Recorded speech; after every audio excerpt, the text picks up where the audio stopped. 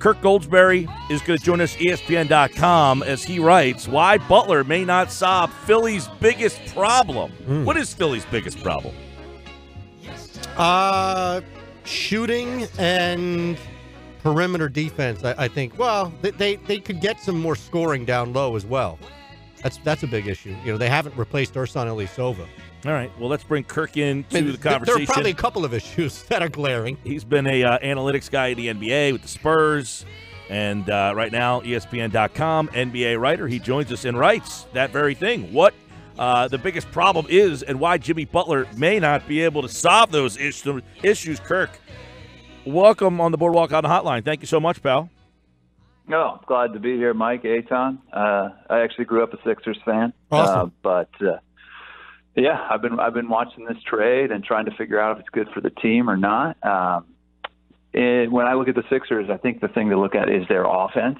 It's currently 19th in the NBA in offensive efficiency, and that's not a contender-level offense. And so for this piece, I just dove in and not only looked at how Jimmy Butler's going to fit in there and how he might impact their offense, but just as important, looked at the loss of Saric and Covington. So one of the points I make early on, I think, is that anything that Butler brings to the table has to offset the losses of Covington and Saric, and those are non-zero. Those guys were averaging over 60 minutes a game, as you guys know. That's a lot of minutes by itself to replace. So, you know, watching the game last night, I think the Sixers fans should be pretty optimistic. If Korkmaz and Muscala and Shamet can shoot like they did last night, we might not miss Covington and we might not miss Saric. Yeah. But there's a lot of people saying they may not be able to shoot like that on a regular basis. And if they can't, I think what we'll start to see from this team would be a real concern. You guys brought it up.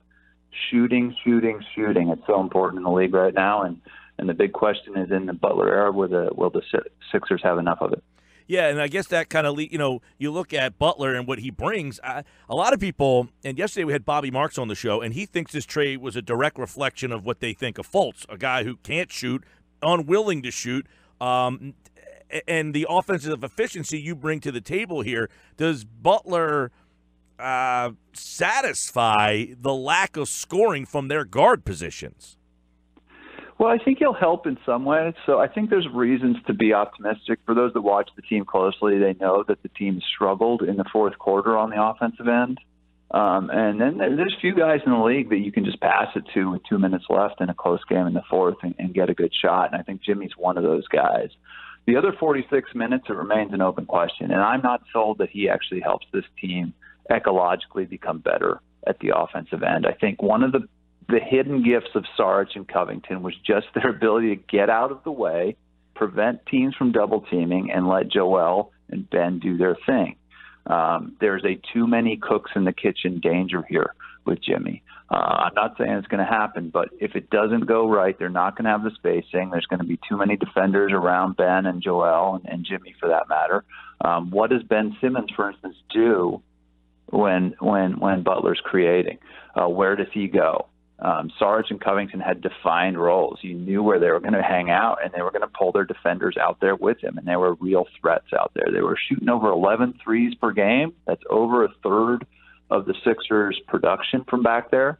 And it's unclear to me that this new-look offense will be more efficient than the old offense. I'm curious. You brought up a lot, but I just wanted to focus on Dario because I think that you make solid points about Robert Covington, and being a fan of this team, you know the nature, the volatile nature that the fans have with Covington. He's been underrated for years here, especially what he was able to do and improve the way in which he has. So I want to put him aside for just a second because I think you make valid points about the loss of Covington on both sides of the floor, of the basket. My question I is also think the point he brings up is, can that be fixed if a Korkmaz gets minutes and is consistent, and Shamet and, Muscala and Wilson Chandler to some extent? A lot of people thought Wilson could eventually cut into Robert's minutes. Well, that's where I'm kind of going, which is Dario is a good basketball player. I don't think anybody's going to argue that, but it looked like a lot, not all the time, it looked like he was uncomfortable or playing out of position that 4 and that stretch 4, or at least not being able to maximize playing alongside Joel Embiid. Now, we saw Ersan Ilyasova thrive at times like that last year. So I wonder, while Dario was definitely bringing value, I wonder if through Muscala, if it's Chandler playing a little bit or Ben playing a little the stretch four, that it's easier for them to get around the loss of, without knocking him, of course, but it's easier to get around the loss of Dario as opposed to Covington.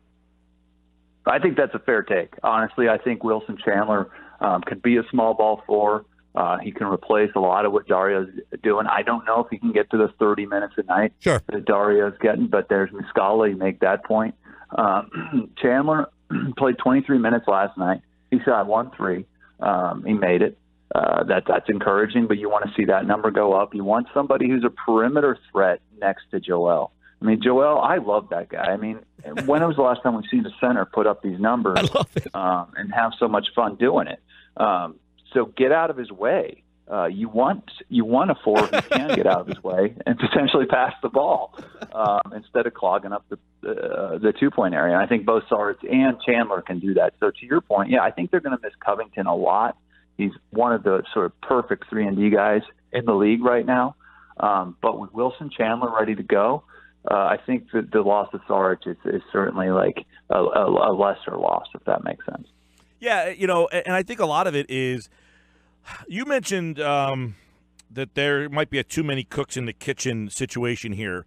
The one question, I guess, that could answer that question is Ben Simmons kind of figuring out and finding out who he wants to be. Do you find that he's kind of stuck in the middle of what he should be and what he excels at, if that makes sense? Like he obviously has an excelling quality that he's very good in the open court. He can find the open man. He makes passes that are very unique. But is he kind of figuring out what he wants? Like, does he want to be a point guard? Does he want to be – people have said, I'd like to see him play the four. But today's game, isn't the four a guy who's out there shooting threes? So what is he?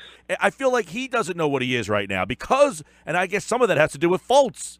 Fultz doesn't have a role on this team, so it's almost making Simmons awkwardly try to find his way now.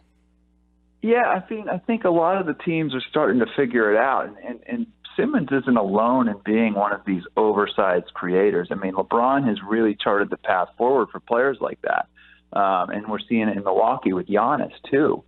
These guys aren't quote unquote point guards, but they're phenomenal with the ball in their hands, so they can defend the four and maybe play the distributor on offense.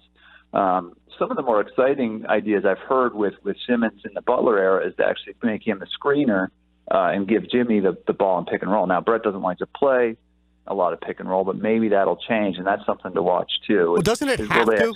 I'm sorry to jump in because that's such a great observation that we're all, as fans of this team, frustrated with. But now it's almost like, okay, you don't have a guy like Ben who might be able to draw that defender on top of the pick, and now anybody's just going to sag through behind, and you know the problems. But if you're Brett Brown right now, it's almost like you've got, when you're bowling as a kid and they put up those bumpers so you can't hit a gutter ball?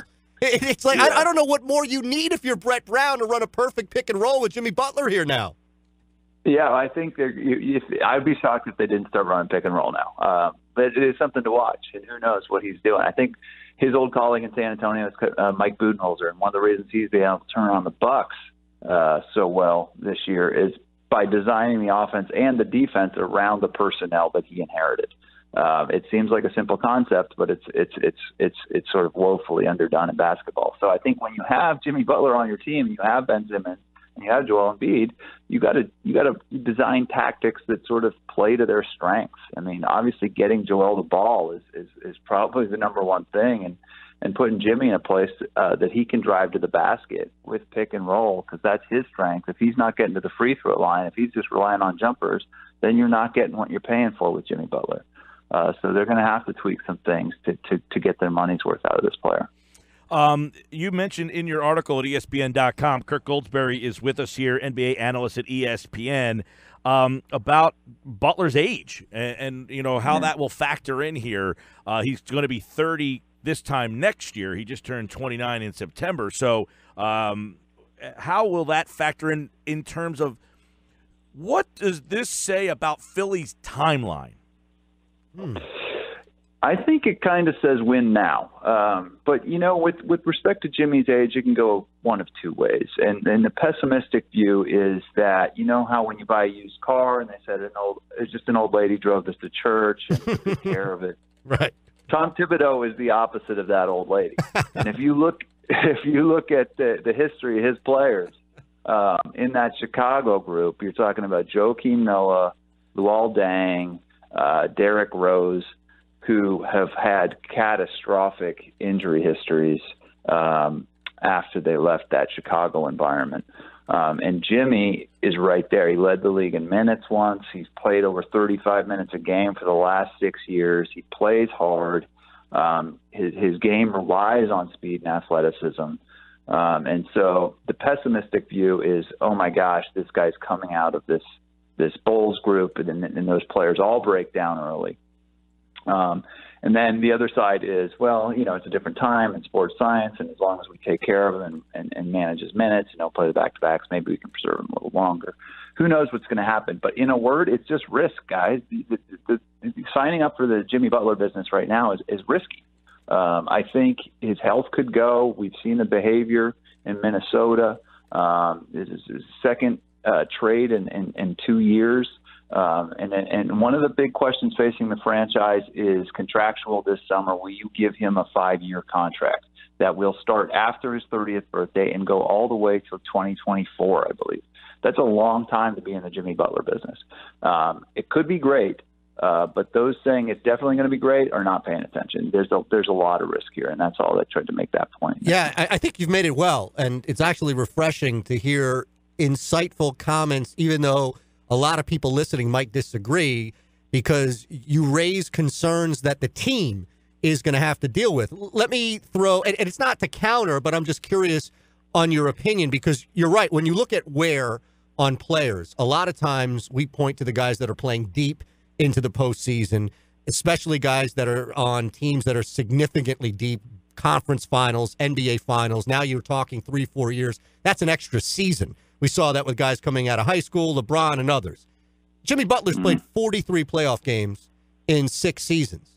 So it's not like from that aspect of it, he's gone deeper into it. Do you think that at the very least can help offset some of the wear and tear and the grinding under Thibodeau, where it's not, oh my God, the guy was grounded into the ground without a, for lack of a better phrase.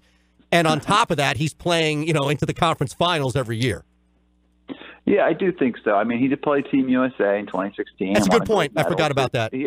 But that's what, 20 games, right. And a light jog in many of those games. So I think if they take care of him and they manage him, it should be fine. I dove into there's some troubling indicators in his stats this year. Now, if I'm a Sixers fan, I'm just going to say, well, don't look at his stats this year. It was a clown show in Minnesota. That's not fair. First of all, it's 10 games. Second of all, he was not happy. That's totally fair. That said, if you look at the stats that I maintain to be sort of the key Butler things to watch are his driving numbers. He's putting up career lows in his efficiency when he drives to the basket, which could be a sign that he's lost a step. And he's getting to the free throw line by far at the lowest rate of his career. When Jimmy is a very efficient offensive player, it's like Dean Smith said, where's the best place to score on the basketball court? It's at the free throw line. And Jimmy gets there at a high rate when he's being aggressive. And best version of Jimmy is the guy standing at the free throw line. Can he get there? And if he loses a step, he's not going to get there as much, and he's going to rely on the jump shot, and that is not the strong part of his game. If I'm a Sixers fan, and especially with this contract looming, guys, I am watching those drive numbers, his pick and roll efficiency, and his free throw rate. If those are good, then I'm telling Elton Brand, okay, I think he looks okay. I mean, he might be good long term, but if they slip this year, I do not want to pay him that 5-year deal. Speaking of the free throw line, what impact? Some people look at Fultz and say the guy's a total bust. He's been awful. He's been a major disappointment. Now, I think those people are holding him to the number 1 overall pick standard. I have said he has not lived up to that, but does he have a role? Does he do stuff well? Is there stuff they can build on? He obviously has something wrong with the shot. He hasn't shot a 3 since October 30th, but it seems that he does do other things there are other things that he's capable of. I mean, first of all, the number one number with Markelle Fultz is his age. The guy is 20 years old. Let's just stop. That said, there are some red flags. I see them. They show up on the stat sheet. He has a god-awful shot chart that reveals two things. One, he doesn't shoot very well from the perimeter, and two, that he doesn't even try. And that's a red flag for a guard in 2018 in the NBA, especially one who's supposed to be an all-star. Watching the free throw clips that go viral, there's obviously a mechanical issue with his shot. The good news is Brett Brown is one of the best player development coaches in the NBA, and if anybody can fix it, I would trust him to do it. I don't think he should be starting for this team, but I would not throw him out right now. I would keep this kid and try to get it, because if it clicks, his athleticism and some of his natural talent will do most of the work. He just needs to get a jumper, and he needs to get just some more confidence. And that stuff takes time. And like I said, he's 20 years old. What are we talking about here? It's bizarre. It seems at times, though, Kirk, he does, like Memphis the other night, pull-up jumper, elbow, smooth as silk, high release, extension with confidence. Yeah. And then you'll see him completely get away. It's almost like he's almost, for lack of a better term, he's like bipolar in the middle of a game. He's just like, I've got confidence, and then I don't have confidence. Some people suggest, is that because he gets yo-yoed in and out of the game because the coach doesn't play him? I mean, is that part of, or is this further than that? No, I think that's a big thing, and I think, Coach Brown understands the psychological component. I think that's part of the reason they've given him the structure of starting all 15 games this year. He's playing 24 minutes. He's not coming in and out of the game. He's getting stints. And that structure should help with the process, no pun intended. But the other thing that'll help with the process is patience on behalf of the team, on behalf of the fan base, and the basic recognition that this is a kid who's got a confidence issue, and it's going to take some time. It's going to take some time and a little bit of faith to get over it. And it'll be interesting to see if they trade him. There's some cap analysis that says the move is to trade him to try to bring back a better shooter, another win-now piece, because Fultz might not help us win this year. And so some people in the Philly fan base and the Philly media are going to suggest that it's time to pull the plug on Markelle. I hope that they're patient for another year or two. I think he deserves it, and I think it's the prudent move. Yeah, there really is no middle ground, right? It's either you cut ties with Markelle Fultz and you accept the loss, or Markelle Fultz plays himself into something that you're not going to trade or don't want to trade. It's not like he'll just hang in the background, because at some point they're going to have to make an economic decision about it. And the other interesting part is he seemingly, and you might see better this, Kirk, than the layman fan, he seemingly plays pretty decent defense. So there are people that say, look, you got to get stops in this league. He's defending, whereas a guy like Shamet maybe doesn't defend so well, but he makes shots. And I'm going to say, well, at least Shamet's a willing shooter. If he goes 1 for 11, they're saying, I don't care. At least he's willing. So there's a weird balance of Fultz plays decent defense. He seemingly passes pretty well. He seems to be a backup point guard at this stage. But you see that difference between like a Shamet who doesn't defend well, but Fultz defends pretty well. Shamet's willing to shoot. Fultz not willing. I wouldn't want to be Brown right now. No, I mean, he has a yeah, that's a tough job. First of all, you just got Jimmy Butler, who just destroyed another young locker room in Minnesota. So that's his toughest challenge is human resources right now. But think about this: if Landry Shamet is over a year older than Markelle Fultz, and he doesn't have, to your point earlier about the number one pick pressure, that's a real thing, and he doesn't have that. He's allowed to just be a bench player, come in, play 20 game, shoot a couple of threes. 0 for 4, nobody notices. If Markelle goes 0 for 4, it's all over the paper. It's on the internet and stuff. So, true. I just think it's different. Yeah. Oh, there's no question. And great conversation. Check out the piece from Kirk Goldsberry at ESPN.com on why Butler might not answer all the questions. We'll get our first chance to look at them tonight as the Sixers take on the Orlando Magic. We'll have that game, or tomorrow night. as they take on Orlando right here on 97.3 ESPN. Really enjoyed it, Kirk. Appreciate it. Great stuff, Kirk. Thanks. Thank you, guys. Eitan, Mike. Appreciate it.